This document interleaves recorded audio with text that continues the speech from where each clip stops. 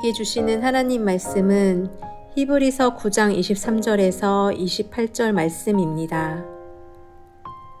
그러므로 하늘에 있는 것들의 모형은 이런 것들로서 정결하게 할 필요가 있었으나 하늘에 있는 그것들은 이런 것들보다 더 좋은 제물로 할지니라. 그리스도께서는 참것의 그림자인 손으로 만든 성소에 들어가지 아니하시고 바로 그 하늘에 들어가사 이제 우리를 위하여 하나님 앞에 나타나시고 대제사장이 해마다 다른 것의 피로써 성소에 들어가는 것 같이 자주 자기를 드리려고 아니하실지니 그리하면 그가 세상을 창조한 때부터 자주 고난을 받았어야 할 것이로되 이제 자기를 단번에 제물로 드려 죄를 없이 하시려고 세상 끝에 나타나셨느니라. 한 번 죽는 것은 사람에게 정해진 것이요 그 후에는 심판이 있으리니 이와 같이 그리스도도 많은 사람의 죄를 담당하시려고 단번에 들이신 바 되셨고 구원에 이르게 하기 위하여 죄와 상관없이 자기를 바라는 자들에게 두 번째 나타나시리라.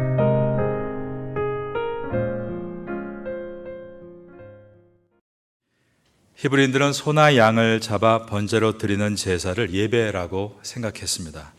그러므로 그들이 1세기 초대교회 시대 때 예수님을 믿고 유대인 크리스찬이 된 다음에 교회 공동체 안에 들어왔을 때 교회 성도들이 예배를 드리면서 번제를 드리지 않고 예수님의 이름으로 예배를 시작하고 말씀을 듣고 기도하고 예수님을 기념하는 성찬 예식을 갖고 예수님의 이름으로 예배를 마치는 것을 보면서 이것은 격식을 다 갖추지 못한 만족스러운 예배가 아니라고 생각을 했습니다. 오늘날도 예배에 반드시 사도신경이 들어가야 격식을 다 갖춘 예배다. 예배에 반드시 성가대가 서야만 격식을 다 갖춘 예배다 라고 말하는 분들이 있는데 1세기 때에 히브리인들이 볼 때는 오늘날 크리스찬들의 예배는 모두가 격식이 갖추어져 있지 않은 만족스럽지 않은 예배인 것입니다. 그러면 성경에 말씀하는 가장 온전한 예배는 어떤 예배일까요? 예수님께서는 어떤 예배가 가장 온전한 예배인가에 대해서 말씀해 주셨습니다. 그것은 신령과 진정으로 드리는 예배가 가장 온전한 예배다라고 하셨습니다. 요한복음 4장 24절에 기록된 말씀입니다. 아버지께 참되게 예배하는 자들은 영과 진리로 예배할 때가 오나니 곧 이때라. 아버지께서는 자기에게 이렇게 예배하는 자들을 찾으시느니라. 영과 진리로 예배한다는 것은 성령과 말씀으로 예배한다는 뜻이고 좀 더 풀어서 말하면 성령과 말씀으로 거듭난 자로서 예배한다는 뜻입니다. 구원의 감격이 살아있는 상태로 예배 드리는 것이 참된 예배라는 것입니다. 예배 시간에 몸이 아예 집에 있는 것보다 몸이 교회에 와서 예배에 참석하는 것이 중요합니다. 하지만 교회 예배 시간에 그냥 앉아있는 것이 아니라 내 심령이 성령과 말씀에 반응해서 구원의 감격을 가지고 깨어서 예배 드리는 것이 더욱 중요합니다. 오늘 주일 아침에 여러분은 예배 드리기 위해서 교회에 오셨습니다. 그냥 앉아있는 것이 아니라 구원의 감격을 가지고 영과 진리로 성령과 말씀에 반응하면서 살아있는 예배를 드릴 수 있게 되기를 예수님의 이름으로 축원합니다. 히브리인들은 제사 가운데 번제를 드리는 시간을 통해 죄 사함을 받았습니다. 그러나 완전한 죄 사함을 받지는 못했습니다. 왜냐하면 제사를 집례하는 대제사장도 또다시 죄를 지을 수밖에 없는 연약한 인간이었기 때문입니다. 그래서 매년 절기를 따라 죄 사함을 위한 제물들을 처음부터 절기로 다시 드리기 시작했는데 먼저 대제사장의 죄를 사함받기 위해서 희생 제사를 드렸고 이어서 백성들의 죄가 사함받도록 또 희생 제사를 드렸습니다. 구약의 제사는 신약 예배의 모형이었다라고 말할 수 있습니다. 오늘 본문의 첫 절인 히브리서 9장 23절을 보겠습니다. 그러므로 하늘에 있는 것들의 모형은 이런 것들로서 정결하게 할 필요가 있었으나 하늘에 있는 그것들은 이런 것들보다 더 좋은 제물로 할지니라. 하나님께서는 모세에게 성막을 어떻게 지을 것인지 디자인, 모형을 보여주셨습니다. 모세는 하나님께서 지시하신 것에서 한치도 틀림이 없이 전문 기술자들을 통해 성막을 지었습니다. 지시하신 규격대로 동편에 문을 내었고, 문으로 들어오면 처음에 속죄 제물을 태우는 번제단이 놓여 있었습니다. 그 다음에 제사장이 손을 씻는 물두멍이 있었고, 그리고 나서 이제 성소 안으로 들어가게 되면 오른편에 진설병, 즉 떡상이 놓여 있었고, 왼편에는 금 등대가 놓여 있었습니다. 그리고 앞쪽에는 분향단이 있었습니다. 이 분향단을 지나서 크게 쳐져 있는 두꺼운 커튼인 휘장을 지나서 그 안쪽에 들어가면 지극히 거룩한 장소라는 이름의 지성소가 있었고, 바로 그 안에 언약궤가 놓여 있었습니다. 그 언약궤 위에는 두 천사가 서로 마주보고 날개를 쭉 펴고 꿇어 앉아 있는 조각이 있었는데, 왜냐하면 그곳이 하나님의 인재가 있는 곳이었기 때문입니다. 그래서 그 언약궤 뚜껑 부분을 더 멀시 시트, 은혜의 자리, 한자어로 시은좌라고 불렀습니다. 그런데 하나님께서 보이신 이 모든 모형, 즉 디자인은 예수님의 그림자로서 참 형상이신 예수님을 상징하는 것이었습니다. 번제단에 태우는 속죄의 제물은 온 인류를 대신해서 어린 양으로 죽으신 예수님을 상징했고, 제사장이 물두멍에서 손을 씻는 것은 예수 그리스도의 보혈로 죄와 허물을 씻는 것임을 상징했습니다. 성막 전체가 예수 그리스도를 상징했습니다. 왜냐하면 성막은 인간이 하나님과 만날 수 있는 유일한 장소인데, 인간과 하나님이 만날 수 있는 유일한 방법은 오직 예수 그리스도 뿐임을 알게 하기 위해서였습니다. 그러므로 예수님께서는 말씀하셨습니다. 내가 곧 길이요 진리요 생명이니 나로 말미암지 않고는 아버지께로 올 자가 없느니라. 요한복음 14장 6절에 기록된 말씀입니다. 하나님께서 구약시대에 율법과 성막을 주신 이유는 하나님이 얼마나 거룩한 존재이신가를 가르쳐 주시기 위해서였습니다. 그리고 인간이 얼마나 부정한 존재인가를 깨닫게 해주시기 위해서였습니다. 인간 안에서 거룩한 제사장이 세워지고 철저하게 훈련을 시켜도 백성을 거룩하신 하나님 앞으로 인도하기에는 역부족이었습니다. 왜냐하면 대제사장도 연약한 인간이므로 죄를 지을 수밖에 없었기 때문입니다. 그러므로 대제사장도 자기를 위해 속죄 제물을 드려야 됐고, 그가 수명이 다해 죽으면 그 다음 대제사장이 다시 처음부터 속죄 제물을 드려야 했던 것입니다. 그러므로 옛 언약, 즉 구약의 율법을 통해 사람은 두 가지를 깨닫게 되는데, 하나는 하나님은 결코 인간이 가까이 할 수 없는 거룩하신 분이시다라는 것과, 둘째는 인간은 결코 하나님께로 나아갈 수 없는 죄악된 존재라는 것이었습니다. 바로 이것이 옛 언약, 즉 구약의 가르침입니다. 우리는 구약 말씀을 배웁니다. 어떤 분들은 구약은 배울 필요가 없다, 예수 믿는 기독교인들은 신약만 배우면 된다라고 말하는 경우도 있습니다. 그렇지 않습니다. 구약을 아는 것이 중요합니다. 구약을 알아야만 우리가 예수님의 십자가의 은혜로 죄사함 받고 하나님 앞으로 나가게 된 것이 얼마나 소중한 일인가를 알게 되기 때문입니다. 구약, 옛 언약을 배워야만 죄악된 인간이 결코 하나님 앞에 나갈 수 없다는 것을 알게 되고, 새 언약이신 메시아 예수 그리스도를 기다리게 되는 것입니다.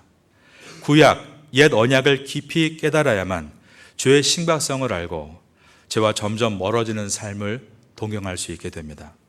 만일 우리가 받은 새 언약, 즉 복음을 가볍게 여기고, 복음은 우리가 무슨 죄를 지어도 예수님의 십자가를 외치고 회개하면 그만이다, 다 용서받는다 라고 말하면서 죄짓고 회개하고 죄짓고 회개하고 이것을 반복하면서 괜찮아, 예수님의 보혈이 내 죄를 씻어주시잖아 라고 알고 있다면 우리가 분명히 믿음으로 구원을 얻는 것이지만 그 믿음은 거짓 믿음일 수 있기 때문에 구원을 얻지 못하는 것입니다. 그래서 제가 논의 강조하는 것이 이것입니다. 바로 생각하는 신앙입니다. 내가 생각하고 있는 것이 바른 믿음인지를 계속 돌아보아야 하는 것입니다. 옛 언약인 구약의 율법을 통해 하나님이 얼마나 거룩한 분이신가를 생각하고 새 언약인 십자가의 복음을 통해 하나님께서 우리를 용서하신 것이 얼마나 큰 은혜인가를 생각할 때 우리는 삶의 변화를 시작할 수 있습니다. 항상 생각하는 신앙인으로 살아있는 믿음으로 살 수 있는 여러분 될 수 있기를 예수님의 이름으로 축원합니다. 히브리서 9장 24절을 보겠습니다. 그리스도께서는 참 것의 그림자인 손으로 만든 성소에 들어가지 아니하시고 바로 그 하늘에 들어가사 이제 우리를 위하여 하나님 앞에 나타나시고. 유대인들에게 가장 큰 절기는 유월절이었습니다. 유월절은 이스라엘 백성들이 애굽에서 노예 생활을 할 때 하나님께서 그들을 그곳에서 구원하시기 위해 애굽 땅에 10가지의 재앙을 내리셨습니다. 그때 마지막 재앙이 모든 장자를 죽게 하는 죽음의 그림자가 애굽 땅을 휘덮는 재앙이었는데 그때 하나님은 말씀에 순종해서 양을 잡아 그 피를 뽑아 문지방에 바르고 양을 구워 서서 먹으면 죽음의 그림자가 그 집을 넘어갈 것이다 라고 하셨고, 그 말씀에 순종한 이스라엘 백성들은 장자가 죽는 재앙에서 벗어날 수 있었습니다. 그리고 그날 밤 죽음의 그림자가 애굽의 바로 왕의 아들을 죽이자 바로가 분노와 절망으로 이스라엘 백성들을 놓아줍니다.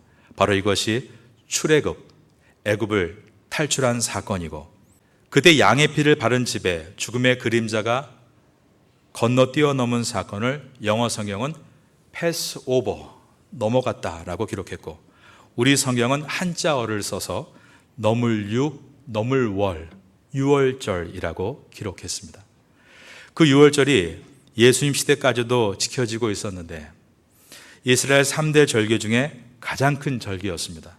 예수님은 유월절이 시작되는 바로 그날 밤부터 시작되는데 약 3시간 전에 먼저 십자가에서 운명하셨습니다. 예수님께서 십자가에 달리신 곳은 예루살렘 성 밖, 즉 영문 밖에 있는 골고다라는 언덕이었습니다. 이곳은 그 당시에 사형장으로서 사형당에 죽은 시체들이 해골만 남아 돌아다닌다고 해서 해골의 언덕이라고 불렸습니다. 히브리어로 골고타가 해골산이라는 뜻입니다. 이때 예루살렘 성 안에 있는 예루살렘 성전에서는 그날 밤부터 시작하는 유월절을 위해서 성전을 화려하게 꾸몄고, 대제사장이 입을 12보석이 박힌 에봇을 준비하고 있었고, 제사에 쓸 짐승들을 완벽하게 준비했으며, 사람들은 그날 저녁부터 시작할 유월절의 화려한 예식들에 잔뜩 들떠 기대하고 있었습니다. 그러나 그날 진정한 유월절의 제사, 하늘의 예배는 화려한 예루살렘 성전에서 화려한 옷을 입은 대제사장의 인도로 된 것이 아니라 초라한 해골의 언덕인 골고다 언덕에서 우리의 큰 대제사장이신 예수님께서 직접 속죄 제물이 되셔서 십자가 위에 달리심으로 이루어지고 있었습니다. 예수님의 십자가는 인류 역사상 가장 위대하게 드려지고 있는 하늘 제사였던 것입니다. 히브리서 9장 24절을 다시 보겠습니다. 여기에서 바로 그 하늘에 들어가사라고 되어 있습니다. 예수님께서는 영문 안에 있는 예루살렘 성전에서 히브리인들의 대제사장으로 하나님 앞에 나아가신 것이 아니라 영문 밖에 있는 골고다 언덕에 세워진 십자가 위에서 온 인류의 대제사장으로 바로 하나님 앞으로 나아가셨습니다. 제가 아까 언약궤 위에 덮개, 그 위에 하나님께서 임재하셨기 때문에 언약궤의 덮개를 영어로 The Mercy Seat, 시은좌라고 말씀을 드렸습니다. 그리고 이 덮개를 속죄소라고도 불렀는데 레위기 16장의 율법을 따라 대제사장이 1년에 한 번 속죄의 날에 이곳 지성소에 들어가서 언약궤 위에 희생 제물의 피를 뿌림으로 히브리인들은 지난 1년 동안의 모든 지은 죄를 하나님께 용서받고 죄를 씻을 수 있기 때문이었습니다. 그래서 언약궤의 윗부분을 속죄의 피를 뿌리는 장소다 해서 속죄소라고 불렀던 것입니다. 그런데 히브리인들은 다시 1년을 살면서 자기들의 죄로 인해서 속죄소의 오염이 쌓인다고 생각했습니다. 그래서 그 다음에 대속죄일에 다시 대제사장이 속죄소 안에 희생의 피를 뿌렸습니다. 이처럼 속죄소에 피를 뿌리는 것은 죄를 용서함과 거룩을 유지하려는 두 가지 의미를 담고 있었습니다. 그런데 예수님께서 대제사장이 되시고 속죄 제물이 되셔서 드린 제사는 어떤 의미를 갖고 있는가? 하나님의 속죄소를 완전히 깨끗하게 하실 뿐 아니라 매해 거룩을 유지하기 위해 다시 피를 뿌리는 것이 아니라 오늘 제목과 같이 단번에 제물이 되심으로 영원한 효력을 지니게 되셨습니다. 9장 25절과 26절의 말씀입니다. 대제사장이 해마다 다른 것의 피로서 성소에 들어가는 것 같이 자주 자기를 드리려고 아니하실지니 그리하면 그가 세상을 창조한 때부터 자주 고난을 받았어야 할 것이로되 이제 자기를 단번에 제물로 드려 죄를 없이 하시려고 세상 끝에 나타나셨느니라. 인간 대제사장은 하나님의 임재가 있는 성소 안쪽인 지극히 거룩한 장소, 즉 지성소에 1년에 단 하루 대속죄일에 들어가서 반나절만 머물 수 있었습니다. 그것도 오직 자기 혼자만 들어갈 수 있었습니다. 이것은 인간에게 거룩함에 들어오라고 말씀하는 것이 아니라 더러움 때문에 들어올 수 없다라고 말씀하고 있는 것입니다. 지성소 앞에 큰 커튼이 달려 있는데 양쪽이 갈라져 있어서 폈다 접었다 하는 그런 세련된 커튼이 아니라 통으로 된 커튼이었고 두께가 무려 한 뼘 정도나 되었습니다. 휘장은 하나님의 거룩함에 함부로 들어올 수 없게 하기 위해 만든 가로막이었던 것입니다. 그래서 일반 백성들은 절대 지성소로 들어갈 수 없었고 대제사장만이 1년에 단 하루 자신의 죄를 씻어줄 속죄 제물의 피를 들고 그 안으로 입장했습니다. 그리고 그 제물의 피를 덮개에 뿌림으로 죄를 용서받았습니다. 그런데 우리 구주 예수님은 세상 죄를 지고 가는 하나님의 어린 양으로 십자가에 달리시고 스스로 속죄 제물이 되어 주셨습니다. 그리고 인간 대제사장과 같이 지성소에서 반나절만 있다가 바로 나오신 것이 아니라 죽으시고 부활하신 후에 곧바로 하늘 지성소인 거룩한 하나님의 보좌 우편에 영원히 앉으셔서 우리를 위해 중보자가 되어 주셨습니다. 이 내용은 히브리서 9장 15절에 기록되었던 말씀입니다. 이로 말미암아 그는 새 언약의 중보자시니라고 되어 있는 것입니다. 하나님께서 제정하신 죄를 용서하시는 방법은 정당하게 죄값을 치르라는 것입니다. 공의 하나님께서 제정하신 이 방법은 오늘날도 우리 크리스찬들에게 가장 중요한 정신으로 남아 있습니다. 잘못한 것에 대해서 값을 치러야 맞습니다. 타인에게 손해를 입혔다면, 몸에 상해를 입혔다면 그냥 작은 돈을 지불하고 어떻게 쉽게 빠져나오려고 하는 것은 요행입니다. 잘못한 것을 인정하고 책임을 지고 거기에 따른 정당한 값을 지불할 때만이 하나님과 함께 다시 시작할 수 있고 좋은 미래를 만들어갈 수 있습니다. 하지만 죽음의 문제는 다릅니다. 죽음의 값을 치르는 방법은 오직 죽음뿐이기 때문입니다. 27절을 보겠습니다. 한번 죽는 것은 사람에게 정해진 것이요 그 외에는 심판이 있으리니 죽음의 값은 죽음으로도 끝나지 않습니다. 죽음 후에 하나님의 심판이 기다리고 있기 때문입니다. 뉴스에 보면 낚시하러 갔던 남편이 물에 빠져 죽었다 거짓 실종 신고를 하고 그에게 보험을 타낸 뒤에 7년 가까이 유령처럼 있던 범인이 붙잡히게 되고 그의 범행을 도운 사람이 다름 아닌 그 죽은 남편의 아내였다 공소시효 6개월을 남겨놓고 범행의 탄로가 나서 재판에 넘겨진 일들이 종종 뉴스에 보도가 됩니다.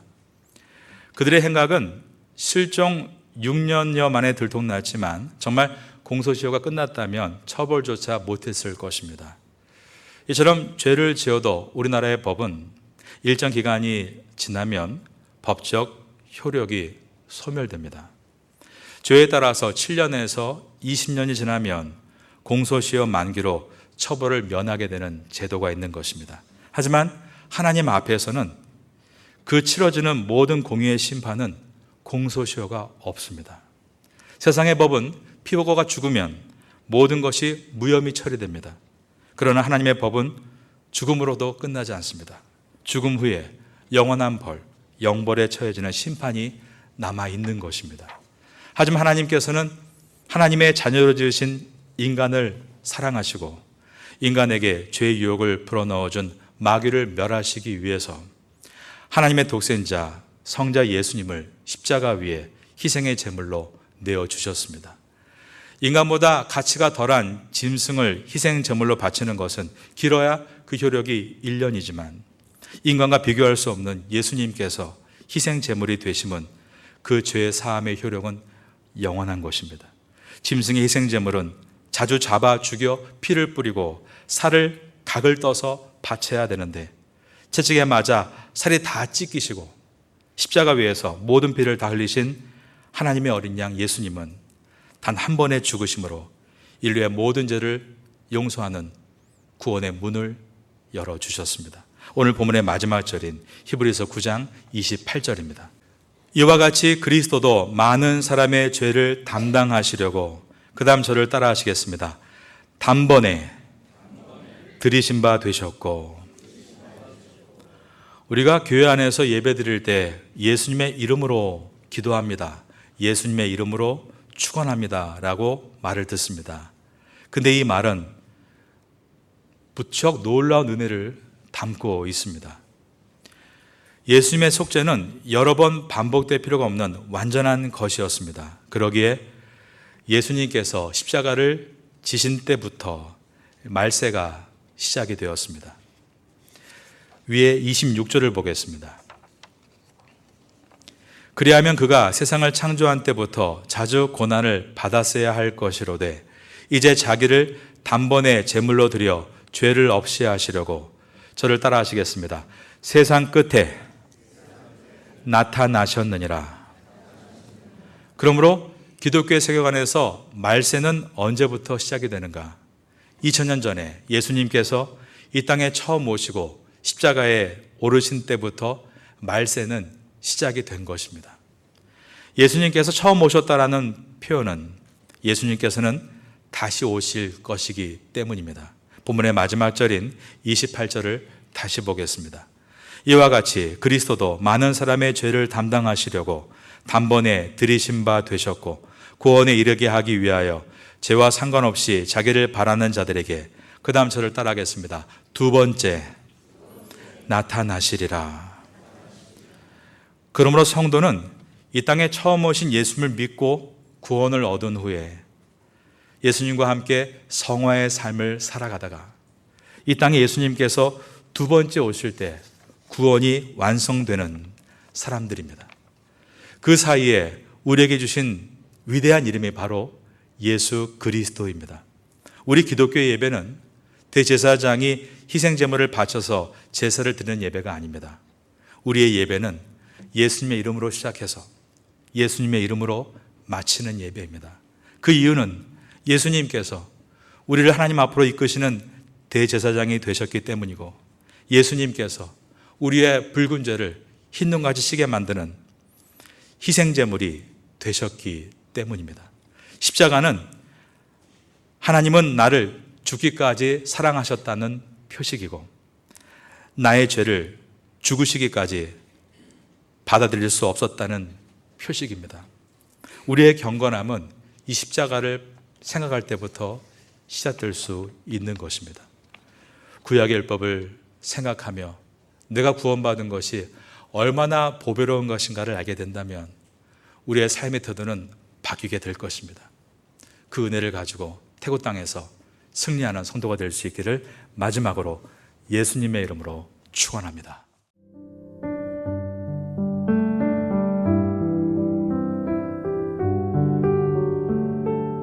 지금은 함께 기도하는 시간입니다.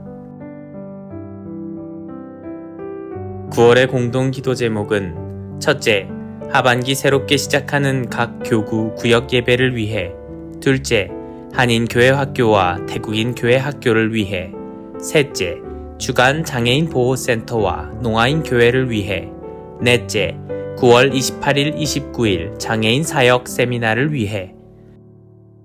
말씀을 붙잡고 기도하는 귀한 시간 되시기를 소망합니다.